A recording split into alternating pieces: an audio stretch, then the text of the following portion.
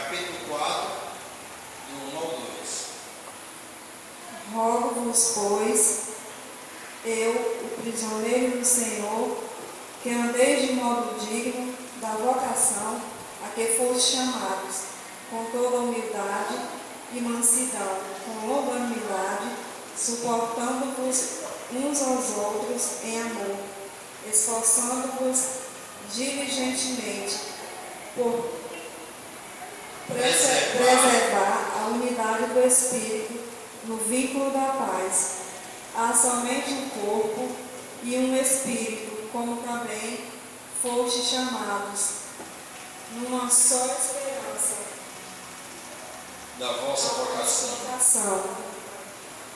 Há um só Senhor, uma só fé, um só batismo, um só Deus e Pai de todos, o qual é sobre todos, age por meio de todos e está em todos. Amém. Amém. O irmão Paulo diz aos Coríntios: eu não me canso de escrever sempre as mesmas coisas, porque elas são segurança para vós. Isso que Paulo está dizendo, ele está falando de didática, dinâmica no aprendizado. Se você faz sempre a mesma coisa, você tem segurança. Quantas pessoas aqui por dia erram quando vai colocar a comida na boca? Quem foi aqui que já colocou várias vezes a comida no nariz? Quase ninguém. Nós não vemos a nossa boca, principalmente quando a gente está com fome, a gente só olha para a comida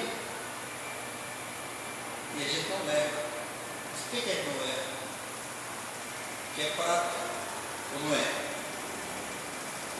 Nós comemos, no mínimo 3 vezes ao dia, no mínimo. Mas normalmente mais. Então a gente não leva.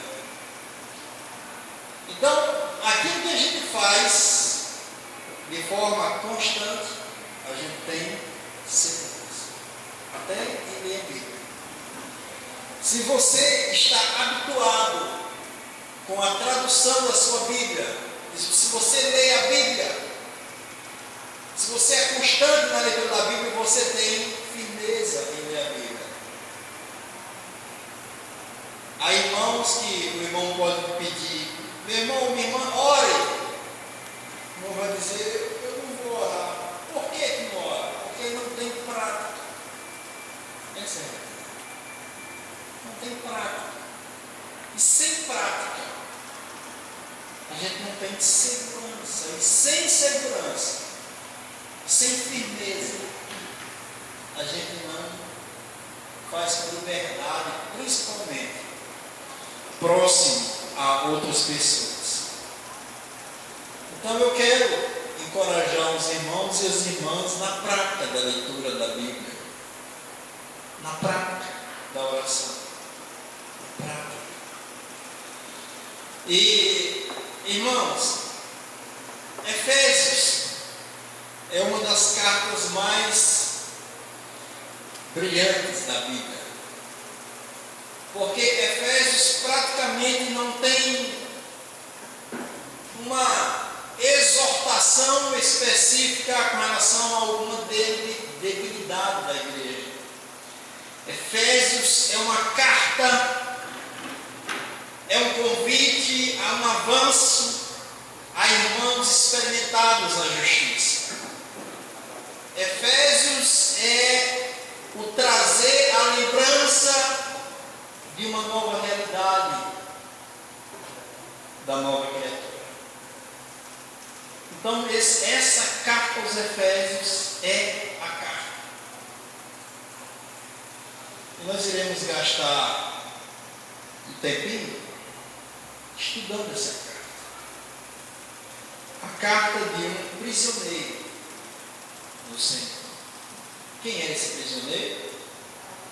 Paulo. aos irmãos em Éfeso. O Evangelho chegou a Éfeso em uma das viagens missionárias de Paulo e Silas, e ele fala no capítulo 20 de Atos, por favor, Atos, capítulo 20.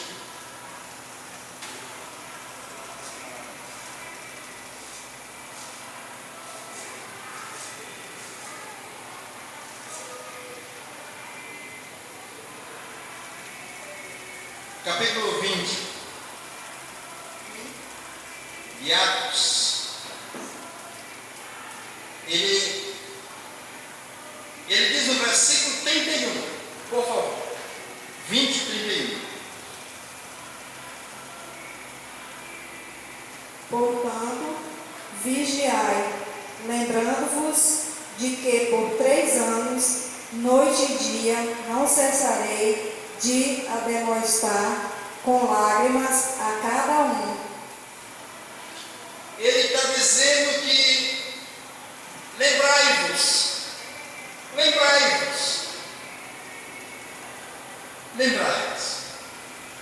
que durante 3 anos, noite e dia, não cessei de admoestar com lágrimas. A cada um de vós. Admoestar.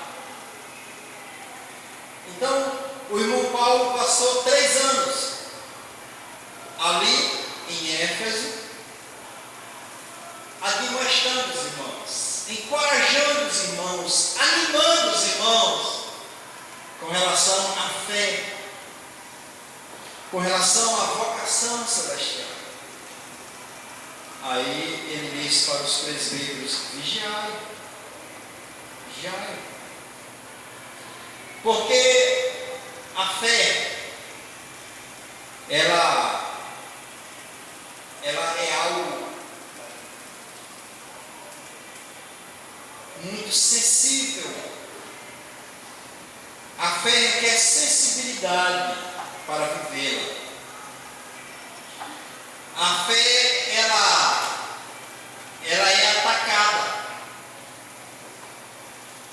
O ladrão, o gigante do desespero, o ladrão do desânimo, ele irá atacar vocês. Então vocês precisam vigiar. Porque os 3 anos que eu passei entre vocês podem serem maravilhosos, mas depende da responsabilidade de vocês. Vigiar. Porque a fé, ela precisa ser regada, ela precisa ser alimentada, ela precisa ser constantemente compartilhada, vivida. Então, veja o que ele diz no versículo 28 de Atos 20. Atendei por vós e por todo o rebanho, sobre o qual o Espírito Santo vos constituiu bispo, para pastoreardes a igreja de Deus, a qual ele comprou com seu próprio sangue. A igreja foi comprada com sangue. A igreja, ela tem preço de sangue. A igreja, ela é propriedade de Deus. Deus deu os pastores para pastorear a igreja, para pastorear a igreja, cuidar da igreja. Por quê? 29, versículo 29. Eu sei que depois da minha partida, entre vós penetrarão lobos vorazes, que não pouparão o rebanho. Então ele está dizendo que na partida daquele homem, ele é tão convicto, daquele homem tão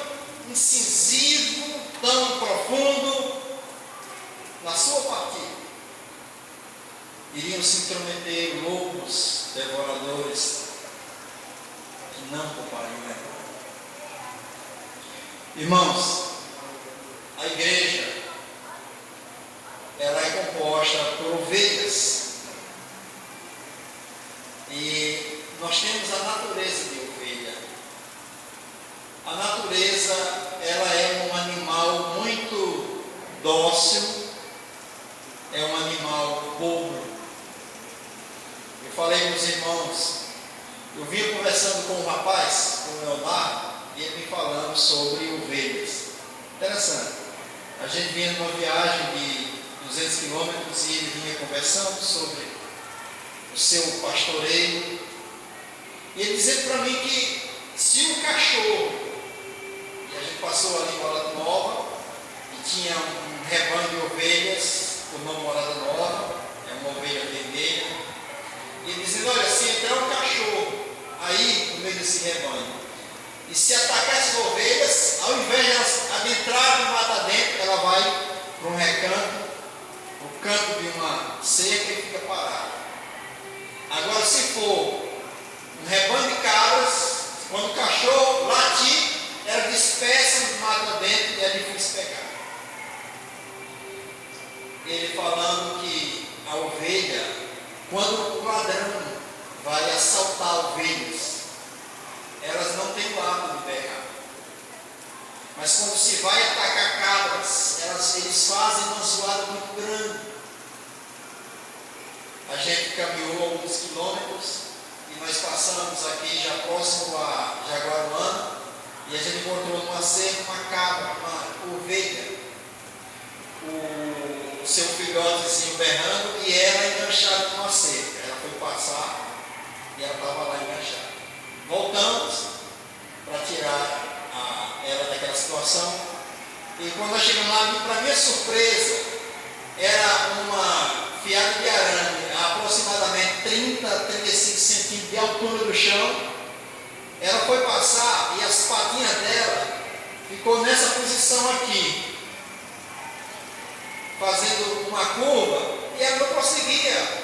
Se ela ficasse em pé, ela sairia, mas ela ficou de joelhos, com a barriga para traseira no chão, e as patinhas aqui, ela não conseguia, quando ela puxava, ela não saía. A gente chegou lá, ela docilmente permitiu que a gente tocasse nela, não fez nenhum alvoroço, nenhuma reação abrupta, ela tranquila. Nós levantamos aquela ovelha, tiramos as patinhas dela do arame e ela saiu normal. E ele disse para mim, se fosse um bode, você ia ver o que era uma bagunça, você não tinha conseguido chegar tão fácil. Então a ovelha, ela é muito sensível. A ovelha, ela é um animal dócil, ingênuo. E ele está dizendo que lobos se intrometeriam no meio para devorar. Meus irmãos, essa é uma realidade. Essa é uma. Por isso ele diz, vigiai. Então, essa carta aos Efésios como o nome sugere, foi direcionada a eles com o propósito de trazê-los à memória acerca da visão e da vocação. Você só pode considerar a sua vocação se você tiver visão da sua vocação. Por exemplo, para que você foi chamado para o corpo? Efésios diz que Deus concedeu dons aos homens dons, a uns apóstolos, evangelistas, mestres, doutores, pastores, com um fim proveitoso. Então, essa é a vocação. Esse é o ministério de cada um. Mas para tal ele precisa ganhar visão.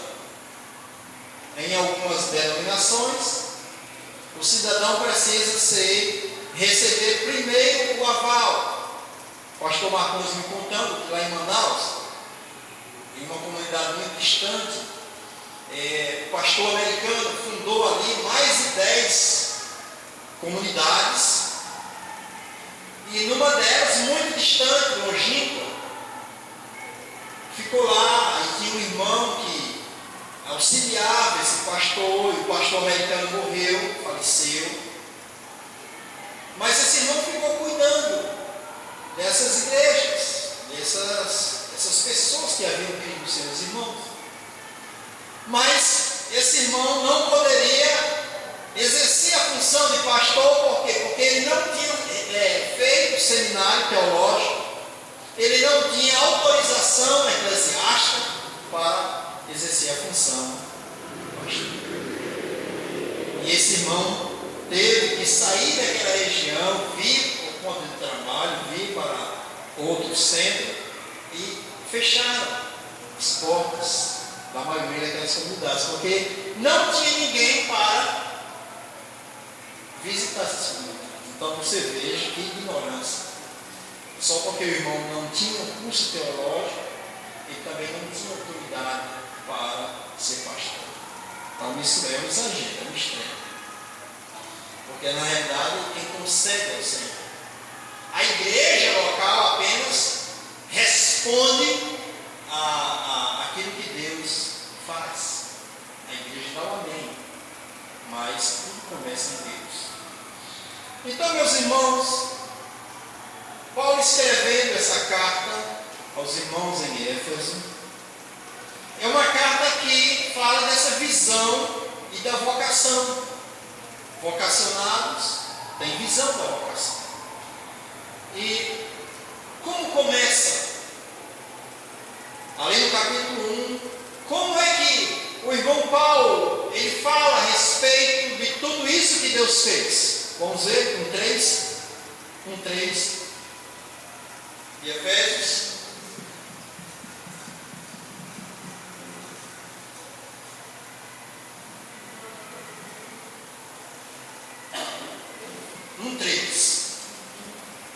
Bendito Deus e Pai de nosso Senhor Jesus Cristo, que nos tem abençoado com toda sorte de bênção espiritual nas regiões celestiais em Cristo. Amém? Ele começa dizendo assim: bendito, bendito Deus e Pai de nosso Senhor Jesus Cristo. Irmãos, o Salmo 145, ele começa dizendo: por toda a minha vida eu louvarei a Deus. Eu louvarei a Deus por causa dos seus grandes feitos. Aí Paulo diz: bendito é o louvor, ação de graças, Deus e Pai do nosso Senhor Jesus Cristo, o qual nos tem abençoado com toda sorte e bênção espiritual nas regiões celestiais. Mas nós estamos vislumbrando uma palavra de ação de graças de alguém que sabe o que está dizendo. Mas será que nós sabemos o que é isso? Será que o nosso coração de fato se alegra nessa frase, nessa palavra? Ele nos abençoou toda sorte de bênção espiritual naquelas regiões, benditas regiões celestiais. Então, Ele nos escolheu. A escolha de Deus é com propósito. É com propósito. Ele nos escolheu com esse bendito propósito. Veja o versículo 5 de Efésios. E nos predestinou para Ele, para a adoção de filhos, por meio de Jesus Cristo, segundo o beneplácito de sua vontade. Amém? E nos predestinou para Ele para a adoção de filhos. Nós sabemos que na Bíblia tem dois filhos. Tem um filho tecnós, pequenininho, e os filhos ruios, maduros. Bendito Deus e Pai, que tem nos abençoado com toda sorte de bênção espiritual para a adoção de filhos. Filhos para a maturidade, por meio de Jesus Cristo. Será que está dando já para a gente começar a ver que Deus tem para quê? Deus nos escolhe, nos abençoa com um propósito, para filhos. Filhos que entram na maturidade. Porque filhos da maturidade é filhos de relacionamento. Eu lembro que, quando criança, eu e meu pai, morando debaixo do mesmo teto, mas para mim aquilo era muito natural, para mim aquilo era muito normal. Ter um pai, todo mundo tinha um pai. Mas houve um dia que eu fiquei adulto, tive que sair de casa, meu pai saiu de casa, nos encontramos por uma situação do destino, e eu fico desejando a companhia do meu pai. Porque é isso que filho maduro quer: relacionamento. Filho criança quer presentes. Filho criança quer sim, mas filho adulto reconhece que o não foi precioso. Reconhece que a companhia, os conselhos são suficientes. Então Deus nos escolheu em Cristo Jesus. Nos abençoou para a adoção. Porque Ele não vai adotar um filho para a sua vergonha. Ele não vai adotar um filho para a sua tristeza. Ele adota um filho e o capacita para a sua glória, para o seu louvor, para o seu prazer. Sim ou não? Os adotados. Adotados para filhos. Adotados para sermos cheios. Porque a palavra diz que aquele que desceu é o mesmo que subiu para encher todas as coisas. Ou vocês acham que aquela salvação lá na cruz, eu sei que vocês não acham isso, aquela salvação na cruz foi apenas com o propósito de nos livrar do inferno? Foi apenas com o propósito de nos oferecer perdão? Foi apenas com o propósito de irmos para o céu? Não. A palavra fala de uma esperança proposta nos céus. A palavra fala daquilo que o olho não viu, o coração não penetrou, o que não entrou no ouvido humano, é o que Deus tem para aqueles que o amam, e Deus tem tudo revelado pelo Espírito. Então, essa salvação, ela é a salvação macro, é uma salvação dantesca, é uma salvação que envolve todo o desígnio de Deus. Volta para Atos, capítulo 20, por favor, irmão. Atos, capítulo 20. O que o irmão Paulo vai dizer?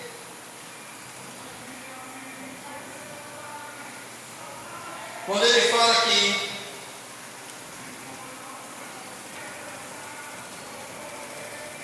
vinte e 27 de Atos. Porque jamais deixei de vos anunciar todo o desígnio de Deus. Jamais deixei de vos anunciar todo.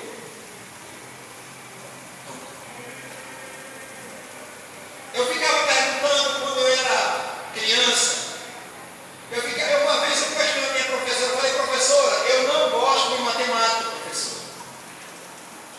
Professora, quando eu crescer, eu vou escolher uma profissão que jamais toque matemática, professora. tudo matemática. E a professora olhou para mim e disse: tudo na vida é matemática, meu filho. Se você não tem matemática, você não tem capacidade de encarar a vida. Tudo na vida é matemática. Se você vai sentar numa cadeira, você tem que calcular a que distância você está da cadeira e a que distância você vai atingir o alvo. Se você até vai dar uma cusparada, você tem que calcular o peso e a velocidade e o vento da cusparada. Isso é matemática. Então tudo é matemática. Então, meus irmãos, a igreja, ela foi abençoada com toda sorte de bênção. E Paulo disse: eu nunca vos deixei de anunciar todo o desígnio de Deus. Então a igreja precisa crescer. A igreja precisa aprender. A igreja precisa aprender a gostar e aprender. A igreja precisa ouvir os desígnios de Deus. Paulo, escrevendo no capítulo 3 de Efésios, ele vai dizer: a mim, o menor dos apóstolos, me foi concedido a graça de anunciar o evangelho das insondáveis riquezas de Cristo. Então, meus irmãos, quando às vezes você vai abrir a Bíblia e fala que eu não vou encontrar nada novo, é verdade que não vai ter nada novo, mas naquilo que não é novo, você vai descobrir mais de Cristo. Você vai ser revelado mais de Cristo, porque é o evangelho das insondáveis riquezas de Cristo.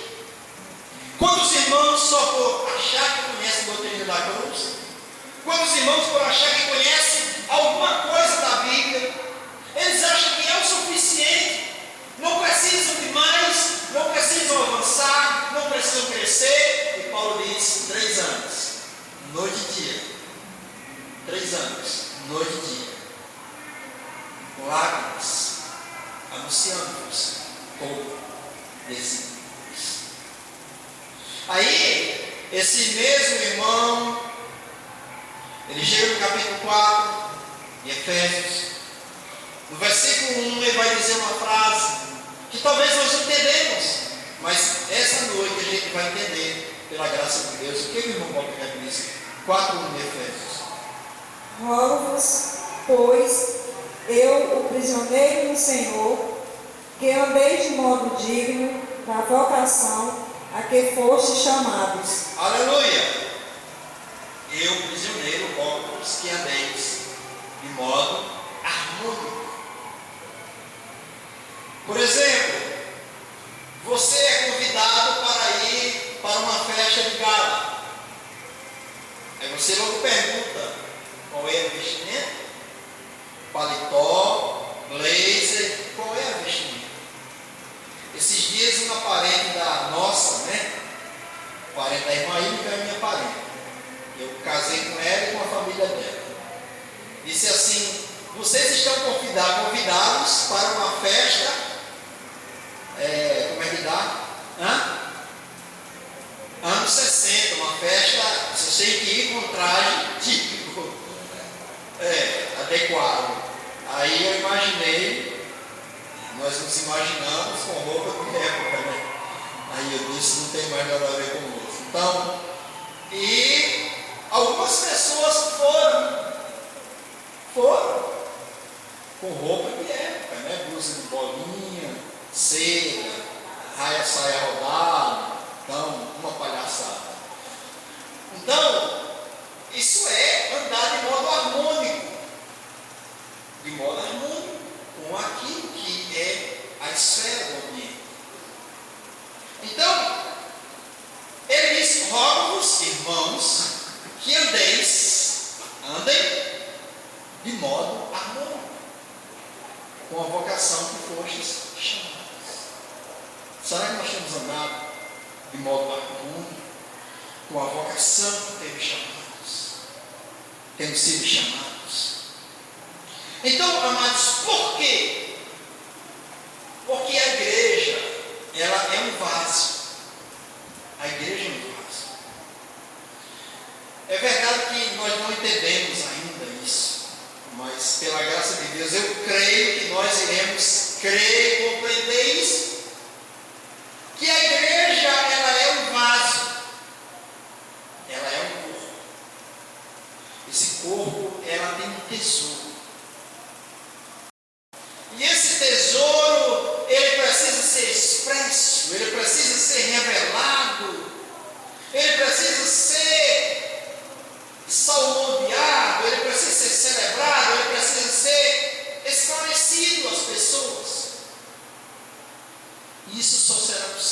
quando a igreja entender a sua vocação como igreja. Deus não tem nada fora da igreja. O tudo de Deus é na igreja. A Bíblia diz que Jesus foi dado à igreja. É o seu corpo. E andar de modo digno da vocação é expressado. Veja Romanos capítulo 8, por favor. Romanos capítulo 8, leia do versículo 18 ao 19. Que responsabilidade dos filhos! Oh filhos, que responsabilidade! Nós não gostamos de responsabilidade, mas filhos, olhemos a nossa responsabilidade. Romanos capítulo 8, versículos 18 e 19. Porque para mim tenho por certo que os sofrimentos do tempo presente não podem ser comparados com a glória a ser revelada em nós. A ardente expectativa da criação aguarda a revelação dos filhos de Deus. Ele diz assim para mim, eu tenho certeza que a glória a ser revelada é maior. Porém, a glória é futura. A glória dos filhos de Deus é futura. Nós não sabemos quando acontecerá. Pela fé, já experimentamos, mas de fato, ainda não. Ela será futura. Mas enquanto ela não ocorre, os da fé dizem, eu tenho certeza que a glória não se compara. A grandeza da glória, a grandiosidade, a pompa da glória do Filho de Deus é maior do que essa leve e momentânea tribulação que está passando.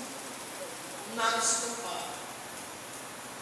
Mas ele diz, há uma expectativa. Há uma expectativa. A ardente, arde e flama,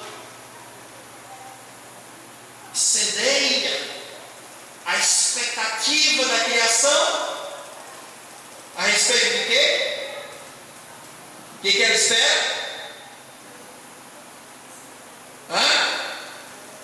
Revelação dos adotados, dos para a adoção de filhos.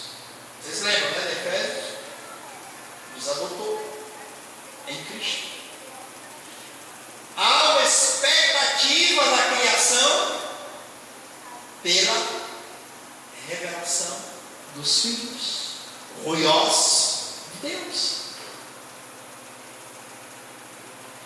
Aí Paulo diz, rogo-vos que andem de modo harmônico, porque vocês foram adotados em Cristo para isso, para chegar a uma posição em maturidade que revele, que expresse essa glória. Cristo em vós, esperança da glória. Então fomos eleitos, predestinados para sermos a imagem, segundo aquele que nos criou. Aí o irmão vai dizer, andem agora de acordo com essa escolha. Viu? Houve uma escolha. Eu estava pensando esses dias isso, sobre a admissão de um funcionário em uma empresa. Eu imaginando, estava pensando, não sei por que comecei a pensar. Um guarda rodoviário federal, ou qualquer entidade, instituição. Você surge 50 vagas. Vai ter agora 2 vagas para o Ministério Receita Federal aqui em Aracati. 2 vagas. Concurso público. Então você pode se inscrever a nível médio. Se alguém quiser fazer, você pode se inscrever mediante uma taxa. E você vai se envolver no conhecimento oferecido daquela área para submeter-se a uma avaliação. Uma vez você correspondendo a essa avaliação, você irá ocupar este cargo, esta função de forma remunerada. Mas você precisa ter as qualificações exigidas por esta vaga. Uma vez tendo-a, você irá ocupar esse cargo. Assim é a escolha. Deus te escolhe, Deus me escolhe, Deus nos escolhe.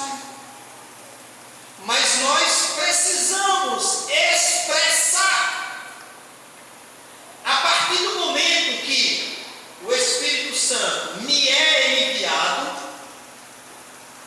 a partir do momento que eu recebo o Espírito Santo, para que eu o recebo? Para que esse Espírito provoque em mim realidade. O Espírito Santo da promessa, ele vai utilizar todos os meios: o sol, a chuva, as decepções, as frustrações, os traumas, pela cura da cruz, os aparentes acidentes, os aparentes incidentes, as aparentes coincidências, para me conduzir ao seu resultado final, de que é apresentar a si mesmo ao Filho, irá apresentar-me a si mesmo, o que? Igreja gloriosa, sem ruga, sem mácula, sem defeito, porém santa. Então, ao intervalo do dia que você recebe o Espírito Santo da promessa até o resgate da sua propriedade, nesse intervalo tem que trabalhar para que você e eu ande de modo digno da vocação que eu e você fomos chamados. Se eu e você se demonstrar estático, inerte, sem avanço, o que está fazendo? Eu estou resistindo ao Espírito Santo.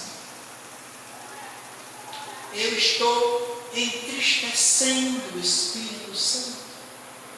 Porque o Espírito Santo da promessa, ele foi dado a um só corpo, para que esse um só corpo, ele ande de modo digno da vocação. Ele interdependa-se. Quando eu digo interdependência, eu quero dizer que esse corpo que é formado por muitos membros viva nessa dependência de um do outro. Veja aí Efésios, vamos ler 2, do 1 ao 5.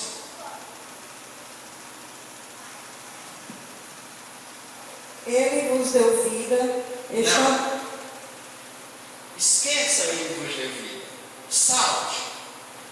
Comece a ler depois da vírgula. Estando vós mortos.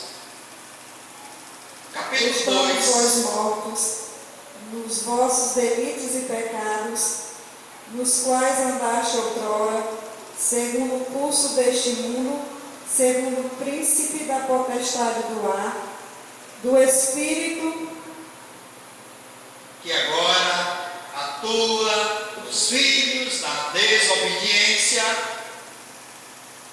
entre os quais também todos nós andamos outrora, segundo as inclinações da nossa carne, fazendo a vontade da carne e dos pensamentos, e éramos por natureza filhos da ira, como também os demais. Mas Deus, sendo rico em misericórdia, por causa do grande amor com que nos amou, e estando nós mortos em nossos delitos, nos deu vida juntamente com Cristo. Pela graça sois salvos. Aleluia! Deus, na sua suprema vontade, Ele decide ter uma esposa para o seu filho. E quem ele escolhe? Qual é o material que ele escolhe? Porque Salomão disse assim: tragam-me materiais, ouro, marfim, cortinas, tinturas, rendas, linho finíssimo. Tragam-me coisas maravilhosas para que eu construa um lugar para a morada de Deus. Aí aqui em Jesus Cristo, Jesus sai juntando material. E qual é o material? Mas antes de ser igreja, como é esse material? A qualidade desse material? Pessoas mortas nos seus delitos e pecados. Deus sai selecionando gente imprestável. Deus vai buscar gente sem capacidade. Deus vai buscar a pessoa sem forças, sem nada. Aí o que ele faz? Nos dá vida, juntamente com Cristo. Isso não é maravilhoso? Nos dá vida. Para que ele nos dá vida? Para que agora eu e você seja o santuário de Deus, a morada de Deus. Mas isso só terá realidade quando eu e você, repito, aprender a andar conforme a vocação a que foste chamados. Caso contrário, nós não teremos a igreja, nós teremos o partido de oposição a quem não pensar como eu. Não é assim que acontece?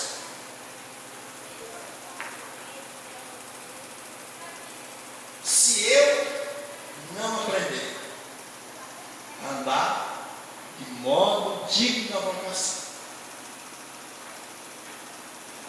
eu não viverei de forma harmônica com o propósito. Mas vamos andar. 2:10, Efésios. Pois somos feitura dele, criados em Cristo Jesus para boas obras, as quais Deus de antemão preparou para que andássemos nelas. Aleluia! Pois somos feituras. Oh, irmãos e irmãs, nós somos um poema de Deus. Olha só. Vocês já viram aquela expressão que um adágio popular, Deus escreve certo em linhas tortas. Deus escolhe pessoas como eu e você para compor um poema. Nós somos feitura, criados, recriados. Esse poema é em Cristo para as boas obras. E quais são as boas obras? Irmãos, quem não é espiritual é tão egoísta. É tão egoísta. Vocês estão pensando que a gente está livre pensamento herético. Aquelas pessoas que dizem assim: o importante é eu fazer boas obras, é fazer algo bom, porque Deus quer o coração. Aí esconde um egoísmo, um individualismo, uma autossuficiência. Aí esconde carne, ou revela a carne. Boas obras não é isso. Boas obras, as boas obras que Deus preparou não são essas. Não são essas. Porque eu volto a repetir: tudo que é aprovado por Deus. Ele disse assim: quando vocês concordarem alguma coisa aqui na terra, terá sido acordado no céu. Quando vocês discordarem, desligarem, porque foi no céu. Então ele fala de vocês. Essas boas obras é coletivo. Essas boas obras não são individuais. Essas obras são coletivas. Ela manifesta-se por meio do corpo. Ela vem. Ela é por meio destes que são os materiais que um dia foram imprestáveis. Mas agora esse material está em Cristo. E nele fomos enriquecidos. Por isso que Paulo diz: bendito Deus e Pai. Porque Deus e Pai é o autor. Deus e Pai é o lavrador. Deus e Pai é o idealizador desse grande propósito. Tudo começa em Deus. Tudo é por meio dele. Tudo é resultado final da ação dele. Pela igreja. Então isso aqui não há nada. Vamos ler o 2,15 de Efésios. Nada humano, nada individual. Efésios 2,15. Aboliu na sua carne a lei dos mandamentos na forma de ordenanças, para que dos dois criasse em si mesmo um novo homem, fazendo a paz. Amém? Amém. Eu queria só que vocês observassem que no 2,10 diz assim: criados em Cristo para as boas obras. E no 2,15 diz: criados para fazer dos dois o quê? Um novo homem. E quem é esse novo homem? Quem é o novo homem? Quem é o novo homem? O homem coletivo, a igreja. Aí você tem no 2,10 criado para as boas obras, e no 2,15 criado um novo homem. Aí você junta os dois, vai dar o quê? Criados para agirem como corpo, como igreja, para edificar essa igreja. Então essas boas obras nada mais é do que viver de modo harmônico, como igreja, como membros dos outros. Está claro, irmãos? Está claro. Porque eu e você fomos recriados para andar em harmonia com esse propósito. E como isso será possível? Andar no Espírito. Andar no Espírito. Só há essa condição, só há essa possibilidade. Eu só ando de acordo, de modo digno da minha vocação, da tua vocação, se nós andarmos como corpo. Até o capítulo 3, Paulo nos dá essa visão. É isso que ele entrega.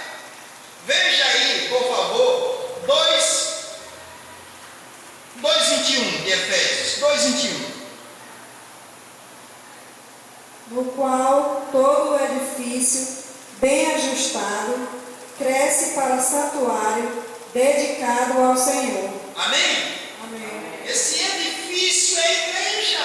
Bem o quê? Ajustado. Já em outro texto diz consolidado pelo auxílio de todas as juntas, ligaduras. Então, andar do modo digno da vocação é andar dessa forma. 1 Coríntios 12 vai dizer que, assim como no corpo nós temos muitos membros, nem todos os membros têm a mesma função, mas todos os membros se cooperam, todos os membros se ajudam. Todos os membros formam um só corpo, assim com relação a Cristo. Essa é a visão que nós temos aí em Efésios 3. Você foi aceitado nas regiões celestiais, mas você agora precisa andar de acordo com a harmonia desse chamamento, e esse andar como igreja. Você quer ver isso? Vamos para Efésios 4.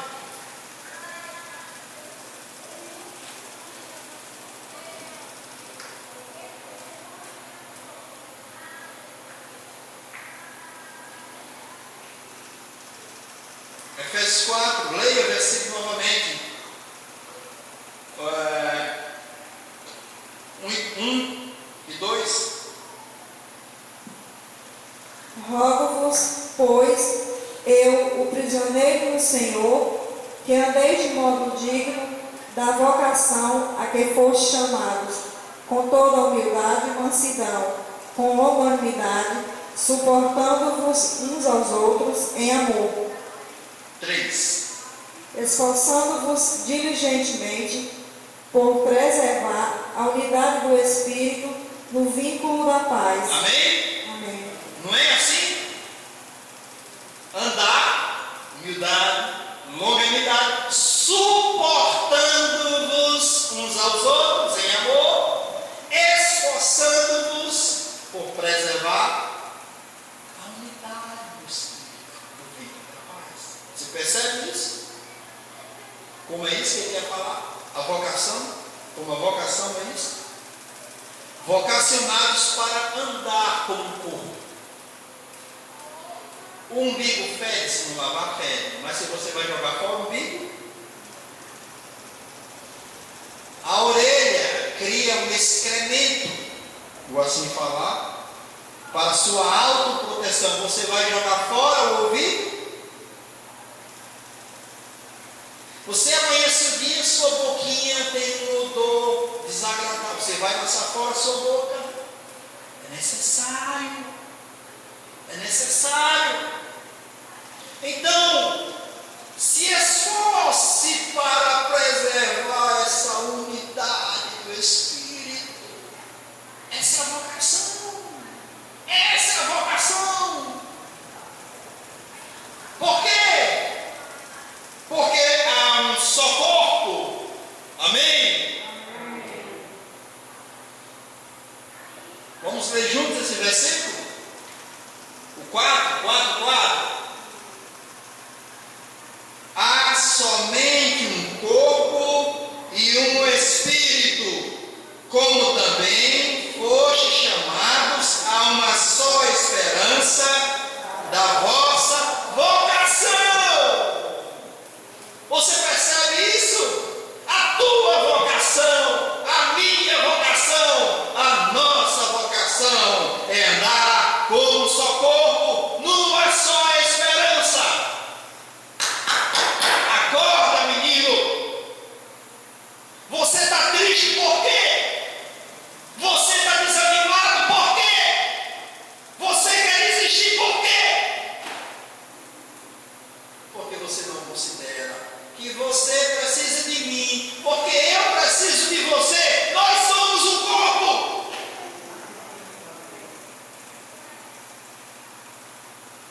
E todas as vezes que eu descambar para o individualismo, inevitavelmente eu vou cair aí, no desespero, na falta de esperança. Irmãos, a igreja, ela é uma instituição de Deus, ela é o corpo de Cristo, é a coisa mais linda que o Senhor deixou aqui na terra, foi a igreja. Não tem como fugir disso, irmãos, não tem como negligenciar isso. No versículo 5 ele vai dizer assim, 4:5, há um só Senhor, uma só fé, um só batismo, um só Deus e Pai de todos, o qual é sobre todos, age por meio de todos, está em todos. Se Ele está em todos, por que eu quero desprezar alguns? Me fala. Me fala. Você pode estar desprezando exatamente a tua cara metade, o teu complemento. Veja o que Paulo diz no capítulo 3, versículo 16 e 17. Por favor, abra a tua Bíblia, leia com atenção, olha cada frase, não despreze as Escrituras, é a Bíblia, em cada vírgula, em cada frase, em cada pronome, em cada adjetivo, tem vida. Para que, segundo a riqueza da sua glória, vos conceda que sejais fortalecidos com poder, mediante o seu Espírito no homem interior. O homem interior do teu Espírito, para quê? E assim habite em Cristo, no vosso coração, pela palavra, estando vós arraigados e alicerçados em amor. Acho que você errou alguma coisa aí. Pela fé. Lê novamente o versículo 17. E a minha Bíblia está rasgada uma parte, aqui no bolso. Então eu ver esse versículo, eu rasguei. É pela fé, porque eu não enxerguei mesmo. Bota aí que eu botei aqui as duas, aqui os dois anéis de gêmeo aqui, desde o 17. E assim habite Cristo no vosso coração, pela fé, estando vós arraigados e alicerçados em amor. Ele quis dizer assim, e dessa maneira, Cristo se sinta à vontade na casa dele. Aonde é a casa de Cristo? A igreja. No nosso interior. Ele habite à vontade. Estando vocês, membros do corpo de Cristo. Como? Cessados, arraigados em amor. Assim que Cristo fica à vontade, quando a igreja estiver firme, inabalável, vivendo em amor. Não é assim que Efésios vai dizer no capítulo 6? Andai em amor. Parece que é no 6:12.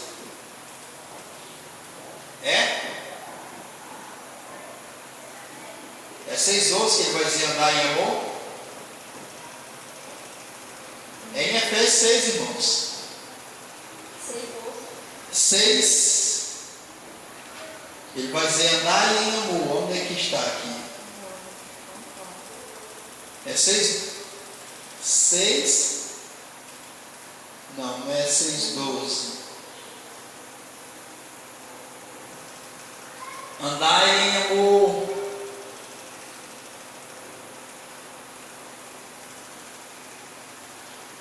Ah, Jesus.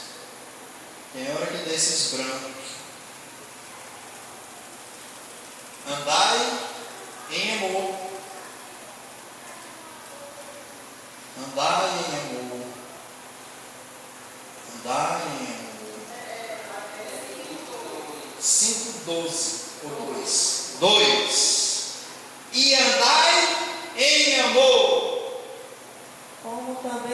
Cristo nos amou e se entregou a si mesmo por nós, como oferta e sacrifício a Deus, em aroma suave. E quando Cristo nos amou, a gente era muito bonzinho, né, irmãos? Era maravilhoso, né? Nós éramos prestáveis para o inferno, estando nós mortos em nossos delitos e pecados. E ele diz: dessa mesma maneira, ame o teu irmão, como Cristo te amou, sem exigências, sem condições, sem esperar troca.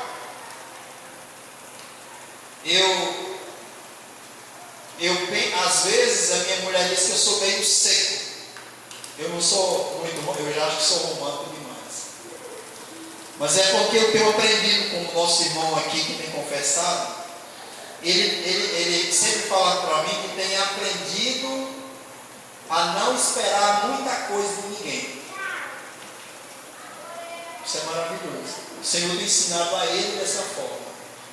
Ele diz assim: eu tenho aprendido a não esperar muita coisa das pessoas. Porque no dia que elas me derem, tá bacana, ela deu, mas no dia que não me der, eu não irei me decepcionar, porque eu esperava muito dela. Maravilhoso isso. Porque o amor, ele não fica preocupado com os seus próprios interesses. Ele está preocupado com a edificação, em ser benevolente com o próximo. Esse é o verdadeiro amor, o amor que não espera troca, barganha. É um amor sem interesses. Então eu sou meio seco com relação à amizade, a relacionamentos, porque a pessoa não tem que esperar muita coisa de mim, porque eu sou humano, eu sou falível. Eu posso frustrar, como frustro as pessoas, mas eu não espero muitas coisas dela. Não estou preocupado. Se me der bem, se não der, eu não saio como bênção possível. Eu chego no ambiente, se me abraçar, aleluia. Mas se não abraçar, eu não preciso. Eu não dependo do cuidado, do afago de ninguém. Só do meu Senhor é suficiente. O seu amor é suficiente. Parece egoísmo. Parece. Mas eu não ando à procura de afago das pessoas. Se me der, maravilhoso, é bom se afagar. Às vezes Deus usa ímpios, filhos do diabo, para me honrar. Ele usa, levanta pessoas para honrar os seus filhos. Quando muitas vezes os próprios filhos desprezam uns aos outros, os irmãos desprezando os irmãos. Mas o Senhor acolhe, então é o suficiente. Eu tenho ensinado a minha família aquele adágio: cada um só dá o que tem. Você não pode exigir que alguém lhe dê coisas que ele não tem. Se ele não tem, se ele der, é artificial. Mas quem tem, dá. Quem tem, supre quem não tem. Não é verdade? Então, não espere muita coisa das pessoas. Porque a carne gosta. A carne gosta de se aparecer, de fazer um afago para dizer: olha, eu sou assim, eu sou benevolente, eu sou amigo, eu sou do bem, amigo, e vai ser carne, querendo aparecer bem na foto, mas daqui a pouco aparece quem é: carne, carne. Mas quando é no Espírito, a coisa vai bem. Então, meus irmãos, Cristo precisa se sentir bem na sua morada. E para se sentir bem, nós temos que andar de modo digno. Só um pouquinho de paciência, irmãos. 4:1 novamente de Efésios. Só um pouquinho, tantinho de paciência, por favor. 4:1 de Efésios. Rogo-vos, pois eu, o prisioneiro no Senhor, que andeis de modo digno da vocação a qual fostes chamados. Rogo-vos, pois,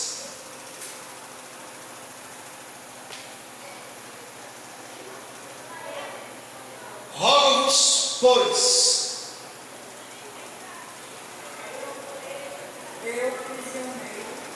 mas por que, pois? Tudo tem um porquê, não tem?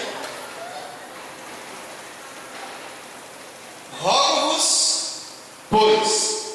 Por que, pois? Vocês têm que aprender com o Espírito Santo a lei da hermenêutica.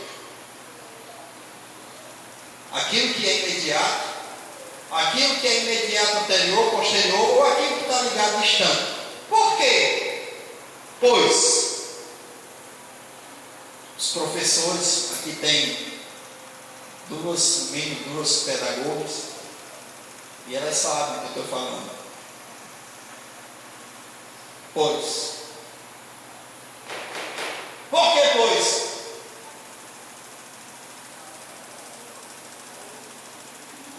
Porque eu e você fomos escolhidos. Porque eu e você fomos abençoados. Porque eu e você andávamos segundo a inclinação da carne, e Ele nos deu vida. Porque Ele nos reconciliou. Porque nós temos o Espírito Santo da promessa. Então, pois, por esse motivo, por essa razão, ande. Não é assim? O versículo 4 é uma conclusão da narrativa dos 3 primeiros versículos. Eu, prisioneiro, posso rogar a vocês, porque aconteceu tudo isso que do capítulo 1 ao capítulo 3 nos narra. Vocês são novo homem, agora eu posso rogar a vocês que andem de modo digno. Eu, o prisioneiro. Outra coisa que a gente tem que considerar. Se eu e você não se considerar prisioneiro, hoje à tarde eu estava lá, aonde eu costumo ficar nos últimos dias, e eu estava deitado. Ainda não é ar-condicionado, é ar natural mesmo, janela aberta, deitadinho. E eu ponho o meu celular para despertar, e eu estava pensando, eu tenho um compromisso. 6h30 da noite, eu tenho que estar com meus irmãos. A minha carne pede para ficar. A minha carne às vezes fica besta. Fica besta. Aqui está bom, aqui está maravilhoso. Mas eu não sou tão prisioneiro quanto Paulo ainda. Eu ainda sou uma espécie de fujão do tronco. Mas o pouco que eu tenho, eu sei que eu devo me portar como um prisioneiro do Senhor. Se Deus me chamou para anunciar o Evangelho das insondáveis riquezas de Cristo, o Evangelho da revelação de Jesus Cristo, então eu tenho que estar aqui. Sou prisioneiro. Então, minha carne, eu sinto muito em me dizer, eu vou partir, eu tenho que ir. Então, Paulo disse, eu sou prisioneiro. E esse prisioneiro levou chibatadas, açoites e prisões, tumultos, afrontas, bofetadas, ameaças. Mas ele disse, eu sofro. O que cumpre em mim é o resto das aflições pelo corpo de Cristo. Eu sou, a mim me foi incumbido essa responsabilidade, e ai de mim se não anunciar. Eu sou devedor a gregos, a judeus, a bárbaros, a livres, a servos, a todos, porque a mim me foi incumbida essa responsabilidade. Prisioneiro. Você é livre ou é prisioneiro? Você optou pela graça para dizer assim: eu estou na graça, eu sou livre. Eu posso fazer o que eu quiser porque eu sou livre. Amém? Mas como livres que sois, não deis ocasião à carne, com pretexto de liberdade, porque isso é libertinagem. Então, agora nós temos o pois, por tudo que aconteceu do capítulo 1 ao 3, nós temos um prisioneiro rogando que ande de modo digno da vocação a que foste chamados. Repito, nós só poderemos andar de acordo com a vocação pelo Espírito. Se eu não aprender a andar no Espírito, eu nunca vou andar. Eu vou travar o Espírito. Leia o versículo 13 do capítulo 4, 13. Deixa eu só perceber se é o 13, porque está travando minha memória.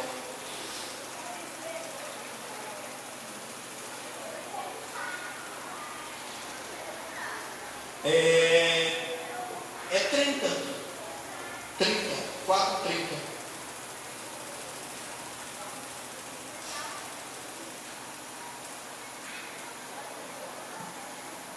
4, 30. E não entristeçais o Espírito de Deus, no qual fostes selados, para o dia da redenção. Só um instante. Não entristeça o agente que está responsável por uma feitura. Aquele que está produzindo em vocês como cartas escritas pelo Espírito. Não entristeça o que está fazendo a obra em vocês. Não entristeça. Não resista ao Espírito. Se renda ao Espírito. Porque se Ele não fizer, se vocês resistirem, porque nós podemos dizer não para o Espírito, aí é que está esse cooperar. Eu posso cooperar com o Espírito, eu posso atrapalhar? Posso. Então muitos que dizem eu estou na graça e tenho liberdade para fazer isso, então muitas vezes está atrapalhando o Espírito. Então ele diz, não entristeça isso. Como eu vou entristecer o Espírito? Leu o 31. Longe de vós toda amargura. Só um instante. Epa! Longe de vocês, amargura. A palavra diz que, como o cadeado de uma cidade enferrujada, é um irmão ofendido.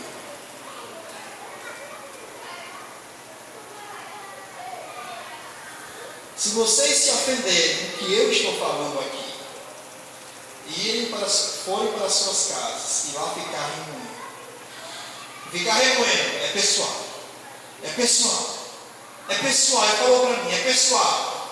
É pessoal. E ficar ao ponto de se ufanar, de se irritar e não me perdoar, porque não sou eu, é o Senhor.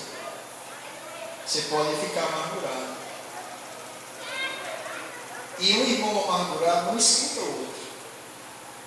Não escuta. Entra aqui. Eu não quero escutar. Ele é meu inimigo. Ele diz, longe de vocês, isso é obra anti-espírito. Se amargurar contra o irmão é entristecer o espírito. Então, se o teu irmão te ofender, perdoa teu irmão, perdoa tua irmã. Não leva. Não vai ficar com rancor, perdoa, não está mesmo. Às vezes a gente briga, neném e socorro, briga dentro de casa, mas são irmãos, termina se abraçando, se perdoa. A gente tem que andar na mesma canga, não tem como fugir disso. Continua, irmão. Longe de vós toda amargura e cólera e ira e gritaria e blasfêmias e bem assim toda a malícia. Pronto. Longe de vocês, bem longe. Tudo isso que entristece o espírito, que barra. Ele termina dizendo toda malícia. toda malícia. Porque o Espírito Santo, ele visa santidade. E malícia visa degradação do ser humano, desamor. Aonde a malícia não há amor, não há interesse no cuidado, estão longe. Então andar no Espírito é andar afastado dessas coisas, é chutar para bem longe. Aí andar com toda humildade, mansidão, longanimidade, suportando-nos uns aos outros. Muitas vezes eu tenho que ser puxado na orelha antes de pregar para vocês. O Senhor pregou para mim essa palavra e eu fui puxado na orelha, porque às vezes nós somos confrontados com pessoas que não pensam igual a nós. Tem pessoas que discordam de nós e a gente tem que ter muito cuidado para preservar essa unidade com pessoas que pensam diferente de nós, porque são irmãos. Se hoje eles pensam diferente, Deus pode ganhá-los, pode vencê-los. Então a gente tem que ter cuidado em suportar esses irmãos, não confrontá-los de forma a cortá-los, a fechar a porta para eles. Isso é vocação a quem foram chamados. Fomos vocacionados para andar dessa maneira, suportando uns aos outros, suportando desde o Dudu, que é uma pessoa super fácil de lidar, até o Oswaldo, que é difícil de lidar. Dois extremos. É maravilhoso, porque se a gente fugir disso, não tem nada de Deus. Deus não vai dar. Nós não seremos recipientes da parte de Deus, porque Deus vai dar para quem considera a sua palavra, andando em humildade. Ali em 2 Coríntios 17 diz assim: se alguém está em Cristo, nova criatura. É a nova criatura da nova criação. É a nova criatura que anda em unidade, que anda como membro do corpo. As coisas velhas é aquilo que estava lá em Efésios 2, andando segundo a inclinação da nossa carne, andando segundo o curso desse mundo, segundo o príncipe da potestade do ar, segundo o Espírito que agora atua nos filhos da desobediência. Nós recebemos vida. Então isso significa que agora nós podemos andar de um modo digno da vocação a que fomos chamados. Filhos vocacionados a andar de modo harmônico com o que nós somos chamados. Porque aquele concurso público que eu falei para vocês, que 2 pessoas irão ocupar, eles têm que chegar lá e se adequar às normas daquela instituição. Sim ou não? Eles podem andar de qualquer maneira? Podem fazer qualquer coisa? Eles não podem ser autônomos. Eles têm que ter uma dependência das regras existentes naquele local e cooperar para que haja funcionalidade naquele local. Da mesma maneira, fomos chamados, predestinados, como filhos, para darmos de acordo com a regra, com a vocação a que fomos chamados. Podemos ser autônomos? Podemos. Resistindo ao Espírito, querendo andar da minha maneira, do meu jeito, como penso, como acho, eu vou agir. Mas isso não é de modo digno da vocação. Então, meus irmãos amados, meus irmãos, tem mais sobre essa vocação, mas nós temos mais tempo outros dias para falarmos desta bendita vocação a que fomos chamados. Só falando rapidinho sobre as boas obras, que eu falei que as boas obras que Deus preparou para que andássemos nela, do 2:10. Quais são essas boas obras? É isso aí. As boas obras é suportando um ao outro. Não é uma boa obra? Não é uma maravilhosa obra? Porque ele diz lá em Tito que os tem característica de cretenses, os falsos profetas, eles são reprovados para toda boa obra, porque eles não têm característica de unidade, de andar no Espírito, eles andam na carne. Só anda em boa obra quem anda no Espírito. E andar no Espírito é andar com humildade, suportando uns aos outros, perdoando-nos. Isso é boa obra. Isso é boa obra. Outra boa obra, maridos, amai vossas mulheres, como Cristo amou e se entregou por ela. Outra boa obra, mulheres, sujeitai-vos aos vossos maridos, como o Senhor. É uma boa obra. Então o Senhor nos chamou para essas boas obras. Aí você desfaz querendo dar prato de comida para os mendigos, você desfaz querendo dar esmola para um, você desfaz querendo fazer obras pessoais e individuais, e Deus não considera. As boas obras é isso, é andar no Espírito, é andar de acordo com a palavra. Essas são as boas obras. Tudo que visa coletividade, tudo que é individualismo não é no Espírito, é qualquer coisa, é carne, mas não é Espírito. O Espírito é toda obra que visa a coletividade. Todas as nossas obras sejam feitas em amor, sejam feitas em Cristo Jesus, não na carne, não visando o fim proveitoso.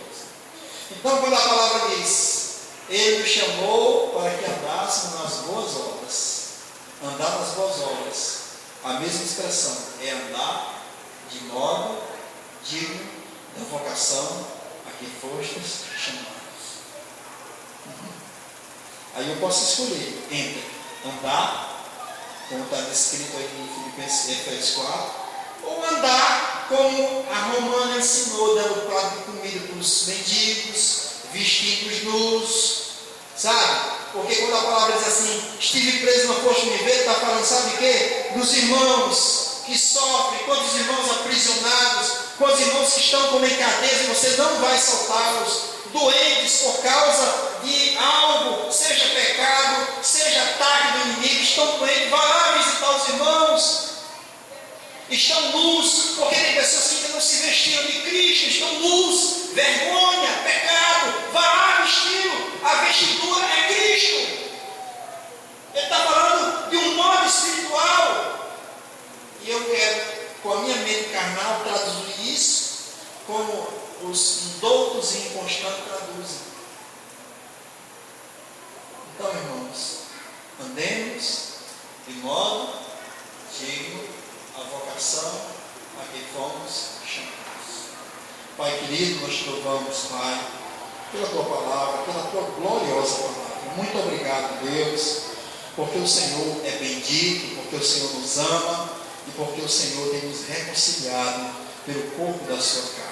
Tem nos chamado para sermos participantes do teu reino e glória, mas sobretudo para que pela igreja seja manifesta a multiforme sabedoria de Deus, que pela igreja os principados e as potestades conheçam essa graça maravilhosa, possam aprender, mesmo que não vivendo-a, mas que possam ver como Deus tem feito por meio daqueles que Ele escolheu. Dentre o povo, selecionou, escolheu um povo como obra-prima, como sua feitura para a sua glória. E até o resgate dessa propriedade, esse povo testemunha, vive essa fé, experimenta essa fé para a glória de Deus Pai.